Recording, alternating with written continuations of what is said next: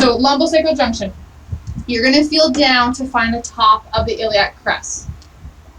You are then going to windshield wiper down to feel for the PSIS. Now understand the PSIS is huge, okay? So you go to the midpoint where your thumb naturally stops. From there, choose a hand, okay? I'm going to choose my left hand so you guys can see. So I'm going to remove my right hand for a second. And I'm going to swing my index finger to the tubercle of the sacrum. From there, I'm going to take my other hand and I'm going to go just lateral to where my finger is on the tubercle, and I'm going to feel my way up the sacrum to the lumbosacral junction. I'm going to place my finger here for reference. It's going to stay here.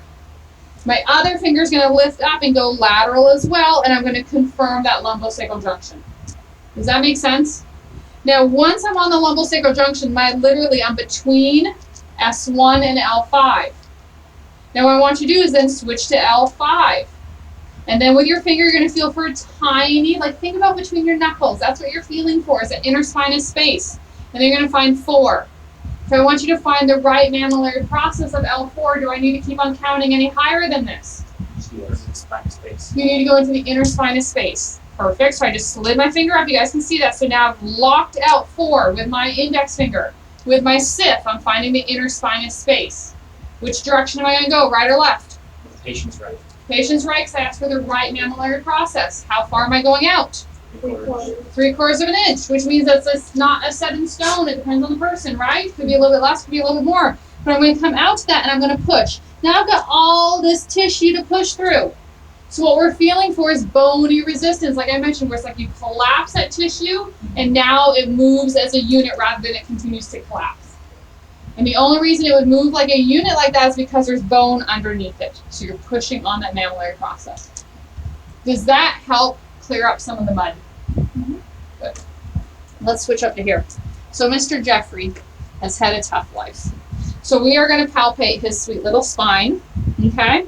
So we've got 6 and 7, and then we start at T1. So what I'm going to do is we're going to assume we propped him up. I did my check. His vertebral prominence is C7. Okay? So now I'm going to feel my way down his spine. So we're going to start, 1, and I can feel interspinous space. I feel for 2. Now I'm going to feel for interspinous space, 3, and I just work my way down. 4, space, huge difference, 5.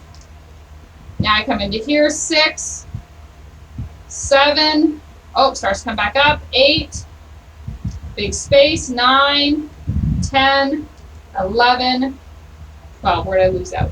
1, 2, 3, 4, 5, 6, 7, 8, 9, 10, 11, 12. There we go. My little ribs spoke everywhere. Okay, so that's how you're going to count your way down. But from here, you guys know that part. Let's learn how to feel the TVPs.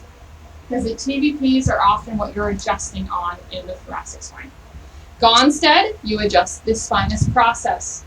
Diversified, you come in and you adjust the TVPs. So we want you to start knowing how and where to find your landmarks so you will know how to adjust, okay?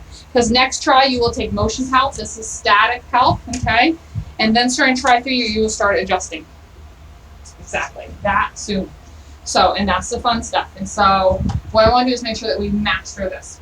So if you look behind you, palpation lab number 3, thoracic